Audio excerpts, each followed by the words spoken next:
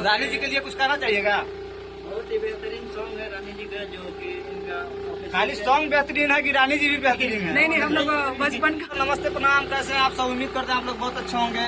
आप लोग कैसे हैं? बहुत बढ़िया। हेलो, नमस्कार, जय माता दी। हम रानी सिंह और आज हम आए हुए विकी जी के स्टूडियो में। कुछ सॉन्ग था जिसका शूट हुआ है, रंगदारी सॉन्ग है जो कि जिले के ऊपर है और हम सभी हैं इसमें। और पता चल रहा है आप लोग के बीच आएगा रानी सिंह ऑफिशियल से और विकी वेम स्टार ऑफिशियल से।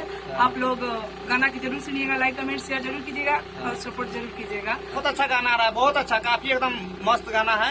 आप लोग एकदम साफ सुथरा मैटर है भाई। भैया सब लोग सपोर्ट हाँ, ये हमारे भाई कीजिए, शेयर कीजिए, सपोर्ट कीजिएगा तो जरूर कुछ न कुछ और आते ही रहेगा आप लोग के बीच।